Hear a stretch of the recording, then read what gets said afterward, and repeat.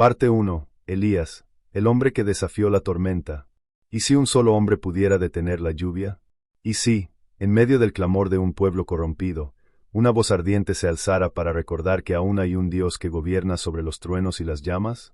En los días en que Israel había olvidado su pacto, cuando los montes resonaban con cánticos dedicados a ídolos de piedra y las colinas sagradas exhalaban humo de sacrificios profanos, nació una voz. No vino desde los palacios ni desde los templos. Surgió del desierto. Su nombre era Elías, y su palabra era fuego. En los días del rey Acab, hijo de Omri, Israel se hundía en el pantano de la idolatría. El trono de Samaria se había convertido en un altar de Baal. Los sacerdotes extranjeros, con túnicas teñidas de escarlata y oro, levantaban sus manos al cielo pidiendo lluvias a un Dios que no escuchaba. Jezabel, la reina fenicia, hija de reyes paganos, había traído consigo no solo la alianza política de Sidón, sino también el veneno espiritual de los dioses de Canaán. Bajo su influencia, los profetas de Jehová eran perseguidos, los altares del Dios verdadero derribados, y el pueblo se inclinaba ante imágenes talladas en madera y piedra. Pero en medio de ese torbellino de corrupción, una figura emergió de las montañas de Galaad. Su rostro curtido por el sol, sus ojos reflejaban el brillo de la convicción. Vestía pieles ásperas, y su andar era tan firme como el viento del oriente. No llevaba espada, ni ejército, ni riqueza. Solo una palabra, encendida por el fuego divino. Elías Tisbita, un hombre común, pero con un espíritu extraordinario, había sido escogido para encender la llama que desafiaría la oscuridad de toda una nación. Israel se había dividido hacía generaciones. El esplendor de Salomón era un recuerdo distante. El norte se había separado del sur. Jerusalén ya no reinaba sobre las 12 tribus. En Samaria, el culto a Jehová se mezclaba con los ritos de Baal y Asera. Los corazones del pueblo estaban divididos, como la tierra misma. Y en ese escenario de confusión, Jehová levantó a su profeta no para negociar, sino para confrontar. Elías llegó ante el rey Acab sin anuncio, sin permiso, sin temor. En el gran salón del trono, donde los tapices fenicios colgaban como símbolo de la nueva era, el profeta se plantó frente al monarca más poderoso del norte. Su voz rompió el aire como un rayo en medio del silencio. Vive Jehová, Dios de Israel, en cuya presencia estoy, que no habrá lluvia ni rocío en estos años sino por mi palabra. Y entonces se marchó, dejando tras de sí un eco que estremeció a la corte entera. Aquel decreto fue más que una sentencia natural, fue un juicio espiritual. El cielo se cerró, los ríos se secaron, y la tierra se agrietó bajo el sol inclemente. Los campos quedaron desnudos, los ganados morían, y los rostros del pueblo se llenaron de polvo y desesperanza. Israel había desafiado al Dios de sus padres, y ahora cosechaba la sequedad de su propia infidelidad. Jehová llevó a su profeta lejos del alcance del rey y de los hombres. Lo escondió junto al arroyo de Kerit, al oriente del Jordán. Allí, entre el rumor de las aguas y el silencio de los buitres, Elías aprendió el arte de la soledad. El Dios que le había enviado palabra para desafiar a reyes, ahora le daba pan en medio del aislamiento. Cada amanecer, cuervos oscuros descendían del cielo trayendo alimento, y cada tarde, el arroyo refrescaba sus labios. Era el entrenamiento del espíritu, aprender a depender, a escuchar en el silencio, a obedecer en lo imposible. Pero incluso el arroyo de Kerit, como el corazón del pueblo, se secó. Entonces vino de nuevo la voz de Jehová: levántate y vete a Sarepta de Sidón, porque allí he ordenado a una viuda que te sustente. Sarepta, territorio enemigo, cuna de Jezabel, centro del culto a Baal. Elías, el profeta de Israel, debía cruzar las fronteras de su tierra para ser sostenido por una extranjera. En esa paradoja divina, Jehová mostraba su poder. La fe podía hallarse en el lugar más inesperado, incluso en una mujer pobre entre los paganos. Al llegar, el profeta halló a la viuda recogiendo leña. Sus manos temblaban, su rostro mostraba la marca del hambre. Elías le pidió un poco de agua y un bocado de pan. Ella respondió con voz quebrada: vive Jehová tu Dios, que no tengo pan cocido, solo un puñado de harina en la tinaja y un poco de aceite en la vasija. Y ahora recojo 2 leños para prepararlo para mí y para mi hijo, lo comeremos, y moriremos. Entonces, Elías, con esa certeza que solo da la fe probada, dijo: no temas. Haz como has dicho, pero hazme primero una pequeña torta y tráemela, después harás para ti y para tu hijo. Porque Jehová, Dios de Israel, ha dicho: la harina de la tinaja no escaseará, ni el aceite de la vasija disminuirá, hasta que Jehová haga llover sobre la faz de la tierra. Y fue así. Día tras día, el milagro se repetía en el silencio del hogar humilde. La tinaja nunca se vaciaba, el aceite nunca faltaba. En medio del hambre del mundo, la providencia de Dios alimentaba a los que creían. Pero el fuego de la prueba no tardó en volver. El hijo de la viuda enfermó, y su aliento se apagó. Ella, entre llanto y desesperación, gritó al profeta: «Has venido a mí para traer a memoria mis pecados y hacer morir a mi hijo». Elías tomó al niño, lo llevó a la habitación superior, y clamó con toda su alma: «Jehová, Dios mío, también a la viuda en cuya casa estoy hospedado has afligido, haciendo morir a su hijo». 3 veces se tendió sobre el cuerpo del niño y clamó con voz ardiente: «Jehová, Dios mío, te ruego que el alma de este niño vuelva a él». Y el aliento regresó. La vida volvió a los ojos del niño, y la madre exclamó: «Ahora conozco que eres varón de Dios, y que la palabra de Jehová en tu boca es verdad». Así comenzó la leyenda de Elías, el hombre que habló con truenos y lloró en silencio. En cada paso, una paradoja: la fuerza del fuego y la ternura del espíritu, la furia del juicio y la gracia del milagro. Mientras Israel se hundía en sequía, Jehová formaba en secreto al profeta que sería como un relámpago sobre el monte Carmelo. El tiempo se cumplía. Acab, consumido por la desesperación de su pueblo, enviaba hombres por todas partes buscando al profeta que había detenido la lluvia. La tierra estaba quebrada, los animales caían, y las ciudades eran ruinas de polvo. Pero Elías aguardaba la orden divina, sabiendo que el mismo Dios que había cerrado los cielos, pronto los abriría de nuevo, no por compasión al pueblo, sino para mostrar su gloria sobre los dioses falsos. La historia estaba a punto de encenderse. Parte 2. El monte del fuego. El sol caía sobre la tierra agrietada de Israel como una lanza ardiente. 3 años habían pasado desde que el cielo se cerró, y los campos eran un tapiz de muerte y polvo. Los ríos eran cicatrices secas, los árboles parecían esqueletos, y el aire olía a desesperanza. Los hombres miraban al cielo vacío, implorando una lluvia que no llegaba. En los templos de Baal se multiplicaban los sacrificios, las voces se alzaban con gritos frenéticos, pero el silencio del cielo era absoluto. Era el eco del juicio. Fue entonces cuando Jehová habló nuevamente a su siervo: «Ve, muéstrate a Acab, y haré llover sobre la faz de la tierra». Elías se levantó del anonimato donde el espíritu lo había escondido.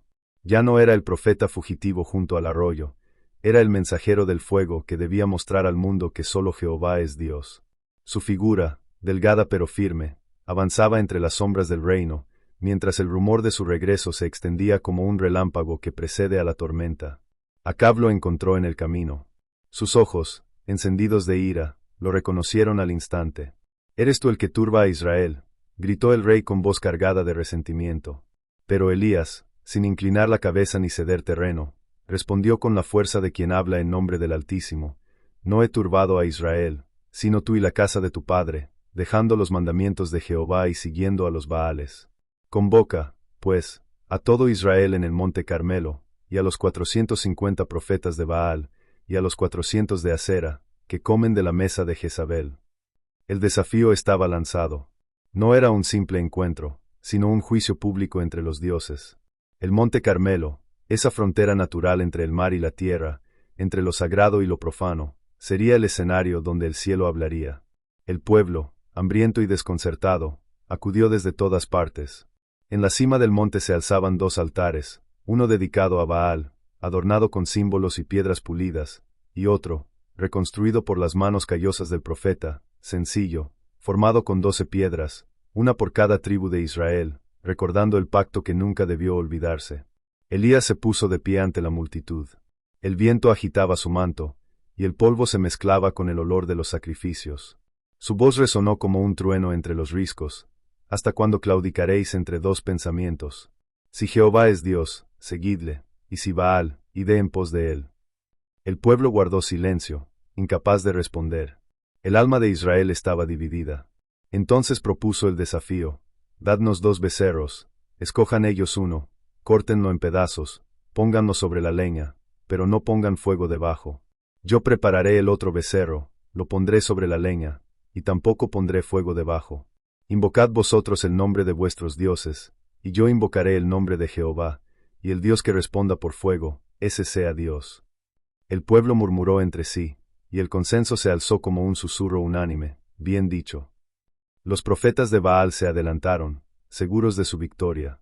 Vestidos con túnicas rojas, danzaban alrededor del altar, invocando el nombre de su Dios desde el amanecer hasta el mediodía. Baal, respóndenos, gritaban. Pero no hubo voz, ni respuesta, ni chispa en el cielo. Sus gritos se tornaron en gemidos, sus cánticos en alaridos.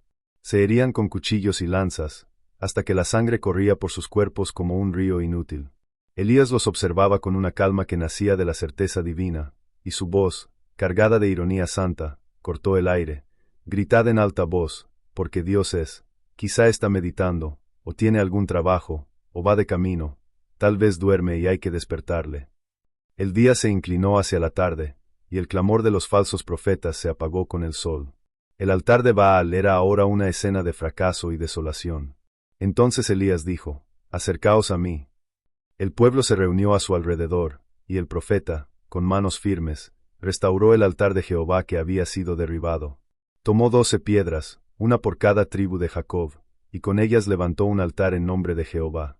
Cavó una zanja alrededor, colocó la leña, cortó el becerro y lo puso sobre el altar. Luego, en un acto que desafiaba toda lógica humana, mandó llenar 4 cántaros de agua y derramarlos sobre el sacrificio. Lo hizo 3 veces, hasta que el agua corría y llenaba la zanja. Todo estaba empapado. No había posibilidad de engaño. Solo un milagro podía encender aquel fuego. El silencio cayó sobre el monte. Elías se acercó, levantó su mirada al cielo, y oró con una sencillez que estremeció a todos los presentes.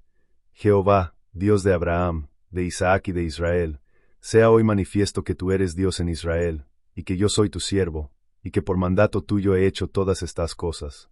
Respóndeme, Jehová, respóndeme, para que conozca este pueblo que tú, Jehová, eres el Dios, y que tú vuelves el corazón de ellos atrás.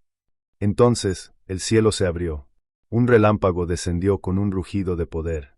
El fuego de Jehová cayó del cielo y consumió el holocausto, la leña, las piedras, el polvo, y hasta el agua de la zanja.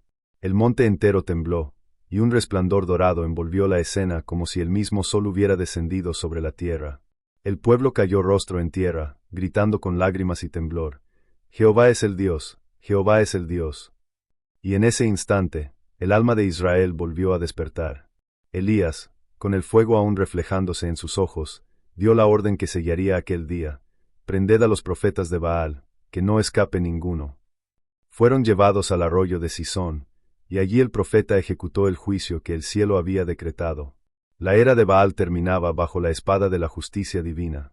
Pero aún faltaba algo, la lluvia prometida. Elías ascendió a la cumbre del Carmelo. El aire estaba denso, el cielo todavía sin nubes.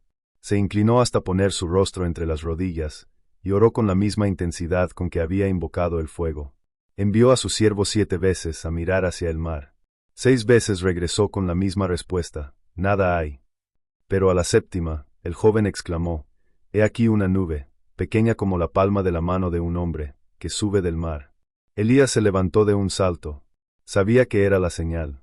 Corre, dijo al siervo, di a Acab, unce tu carro y desciende, para que la lluvia no te detenga. Y el cielo, que había estado cerrado durante años, se abrió en torrentes. Las gotas cayeron primero como lágrimas, luego como ríos. El olor de la tierra mojada se mezcló con el trueno de los cielos. La sequía terminó, pero la guerra espiritual apenas comenzaba. Mientras el pueblo celebraba, Elías, con el poder de Jehová sobre él, corrió delante del carro de Acab hasta la entrada de Jezreel. La velocidad de su carrera no era humana, era el viento del espíritu, la urgencia del mensaje divino. Sin embargo, en la sombra del palacio, una tempestad más oscura aguardaba. Jezabel, la reina, no se rendiría. La mujer que había llenado la nación de sangre y paganismo no permitiría que un profeta de Jehová desafiara su trono. La victoria en el Carmelo no sería el final, sino el principio de la prueba más profunda de Elías, la lucha interna, el fuego del alma que no se apaga con los milagros. Elías había hecho descender fuego del cielo, había abierto las compuertas del firmamento, y había movido el corazón de una nación. Pero aún debía enfrentarse al enemigo más sutil, el miedo, el cansancio, la duda. El fuego externo había demostrado el poder de Dios, el fuego interno debía ahora probar la fe del hombre. Parte 3. El silencio del fuego. La lluvia caía sobre Israel como una bendición largamente esperada. Los ríos volvían a correr, las semillas dormidas despertaban, y los rostros del pueblo se alzaban al cielo.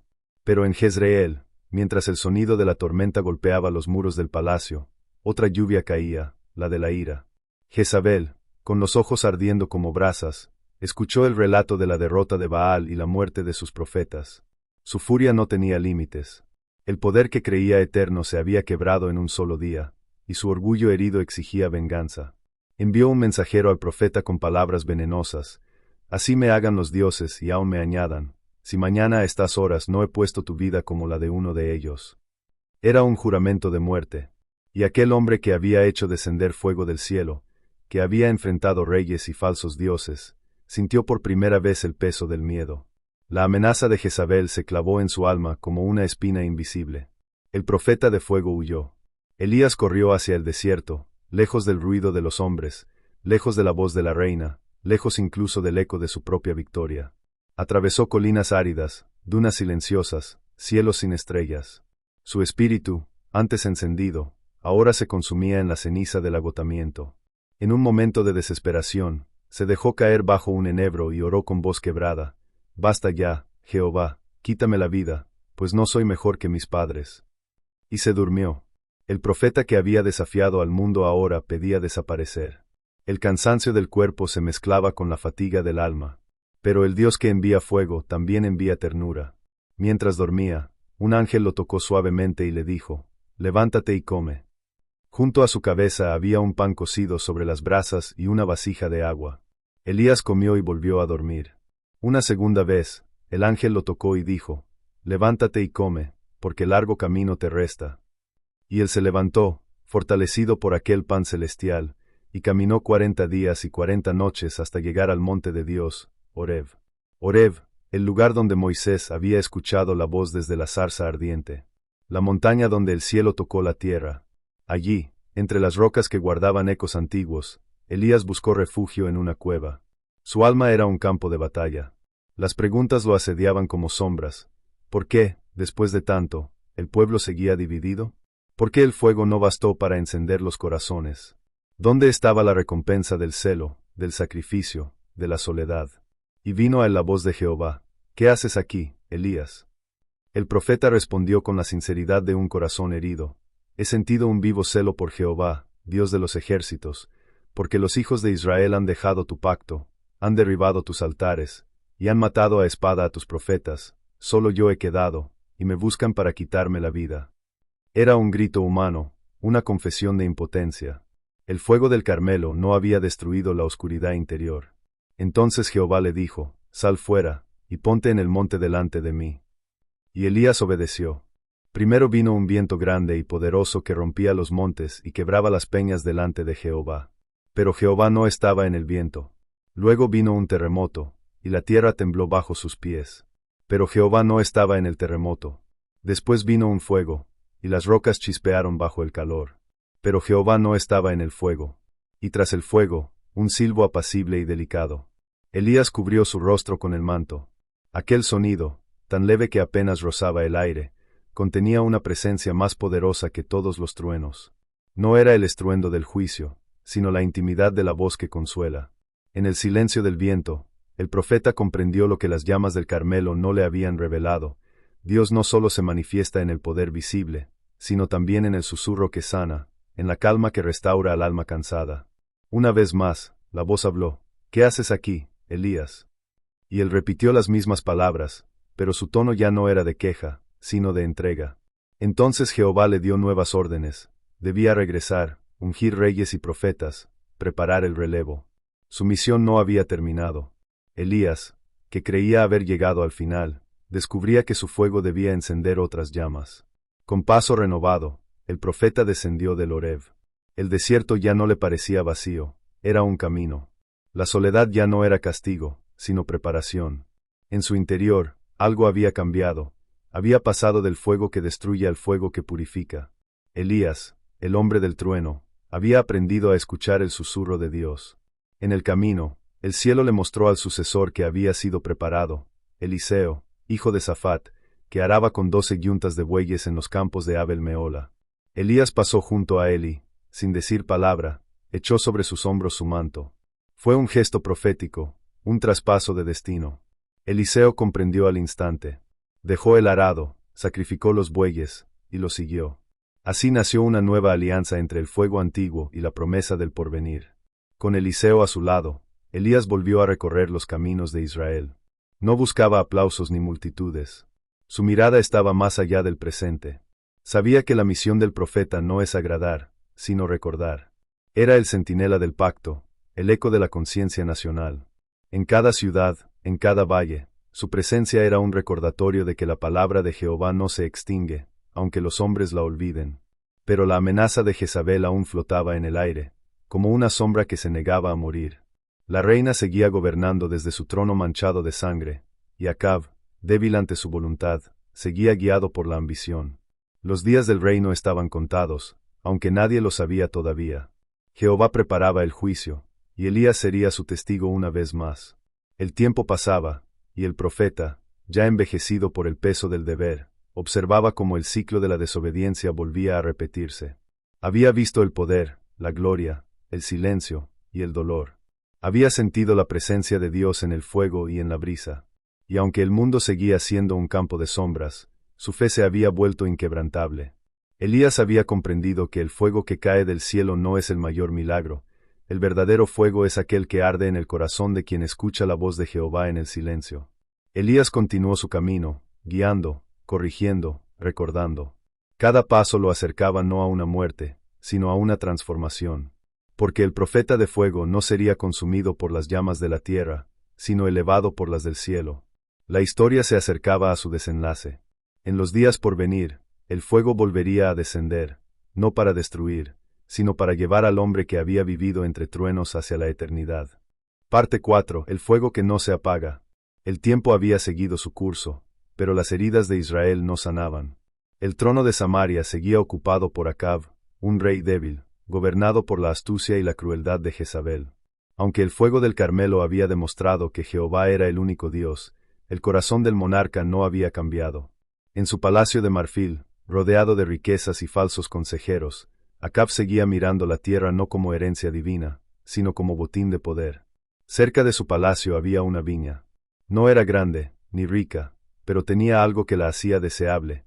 Pertenecía a Nabot de Jezreel, un hombre justo que había heredado aquel pedazo de tierra de sus padres. Acab, codicioso, deseó aquella viña para convertirla en huerto. Le ofreció dinero y tierras a cambio, pero Nabot, fiel a la ley de Jehová, respondió: «Guárdeme Jehová de darte la heredad de mis padres». Aquel no fue un golpe al orgullo del rey. Acab se retiró enfadado, se echó sobre su lecho, y no quiso comer. Jezabel, al verlo abatido, lo miró con desprecio y le dijo: «¿Eres tu rey sobre Israel? Levántate, come, y alégrate, yo te daré la viña de Nabot».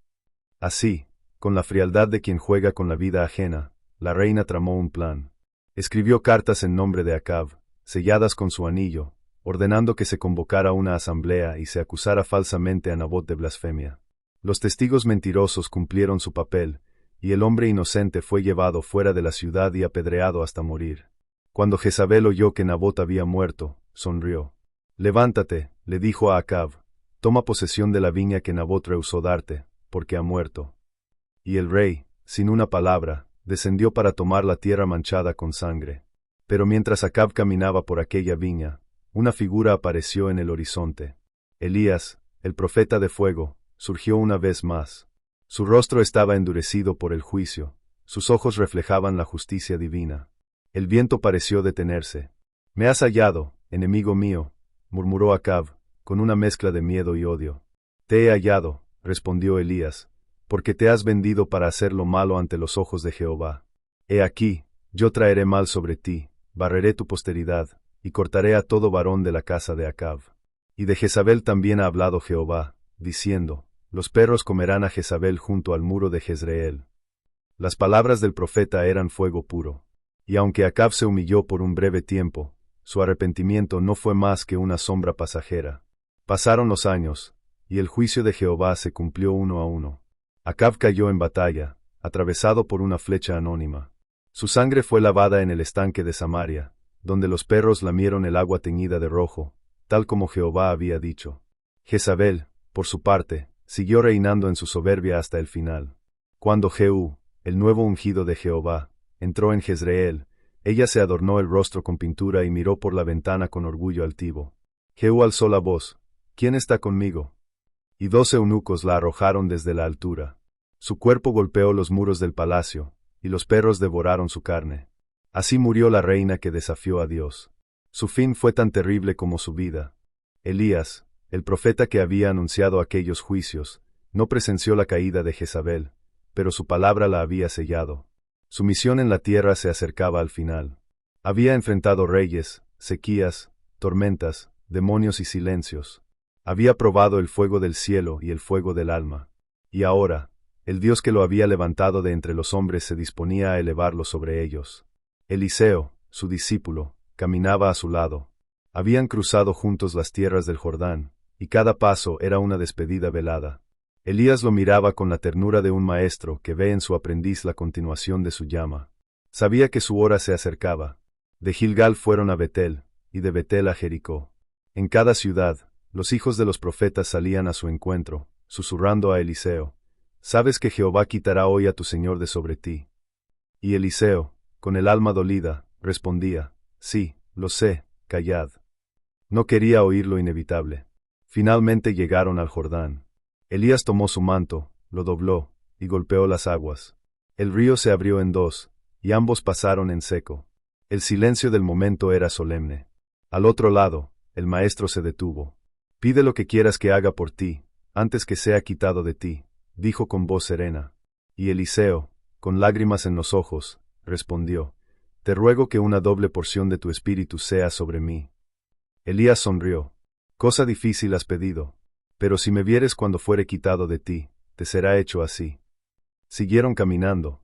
El viento comenzó a levantarse, suave al principio, luego más fuerte, hasta volverse torbellino. El cielo cambió de color. Una luz encendida rasgó las nubes. Y de pronto, apareció un carro de fuego con caballos de fuego que separó a los dos. Elías fue elevado al cielo en el torbellino, envuelto en resplandores que desafiaban el entendimiento. Eliseo cayó rostro en tierra, gritando: Padre mío, carro de Israel y su gente de a caballo». Pero el maestro ya no estaba. Solo su manto caía desde el cielo, girando lentamente, como una llama que no se apaga. Eliseo lo recogió. Lo miró con reverencia, y con ese gesto, el legado del fuego pasó de una generación a otra. El río Jordán seguía frente a él, ancho y profundo. Eliseo tomó el manto de su maestro, golpeó las aguas, y exclamó: «¿Dónde está Jehová, el Dios de Elías?» Y las aguas se abrieron otra vez. El fuego del profeta vivía ahora en otro hombre. Elías había desaparecido del mundo, pero su voz no se apagó. Siglos más tarde, su nombre seguiría resonando en los labios de los profetas, en los cánticos del templo, en las esperanzas del pueblo. Se creía que volvería antes del gran día de Jehová, como anunciador del Mesías. Y en efecto, su espíritu volvería a arder en Juan el Bautista, el hombre que preparó el camino del Señor en el desierto, con las mismas palabras encendidas y la misma fuerza del cielo: «Enderezad el camino de Jehová». Elías, el profeta de fuego, no murió, fue llevado vivo, porque su destino no era la tumba, sino la eternidad.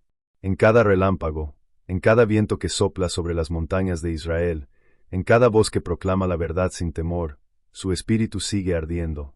Fue el hombre que desafió reyes, que detuvo la lluvia, que hizo descender el fuego, pero sobre todo, fue el hombre que escuchó a Dios en el silencio. El fuego del Carmelo se apagó hace siglos, pero su resplandor sigue encendido en las almas que buscan la verdad. Porque no hay oscuridad que pueda vencer a la llama que proviene del cielo. Y así termina la historia de Elías, el profeta que caminó entre los hombres con el poder de los relámpagos y la humildad del viento, aquel que no conoció la muerte, porque vivía ya en la presencia del Dios eterno. El profeta de fuego no fue consumido por las llamas, se convirtió en una con ellas.